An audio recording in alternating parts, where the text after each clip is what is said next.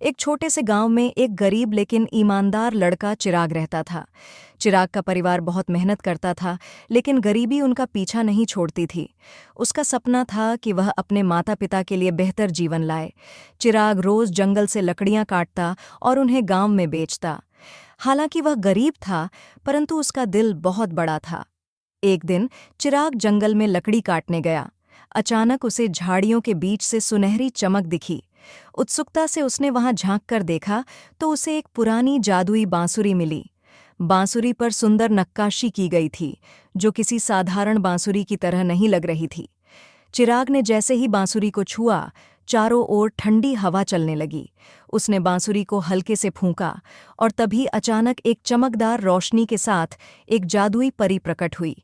परी ने चिराग से कहा, यह बांसुरी तुम्हें हर मुसीबत से बचाने में मदद करेगी, लेकिन याद रखना, इसे केवल भलाई के लिए ही इस्तेमाल करना। अगर तुमने इसे स्वार्थ के लिए उपयोग किया तो यह बांसुरी अपना जादू खो देगी।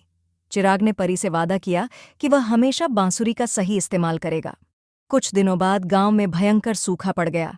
खेत सूखने लगे, कुएं खाली हो गए और गांव के लोग भूख और प्यास से परेशान हो गए।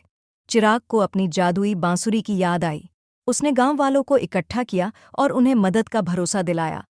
चिराग ने बांसुरी बजाई। जैसे ही उसने इसे फूंका, आसमान में काले बादल छा गए। कुछ ही पलों में तेज बारिश होने लगी। लोग खुशी से झूम उठे।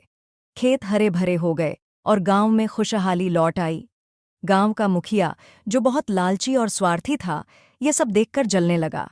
उसने सोचा, अगर यह बांसुरी मेरे पास हो तो मैं इसे अपनी मर्जी से इस्तेमाल करूंगा और अमीर बन जाऊंगा।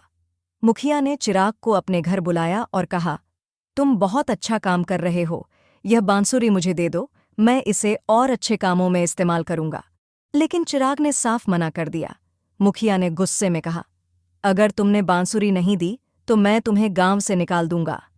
रात में मुखिया ने अपने नौकरों को भेजकर चिराग के घर से बांसुरी चोरी करवा ली। अगली सुबह जब चिराग को बांसुरी गायब मिली तो उसे समझ में आ गया कि यह मुखिया का काम है।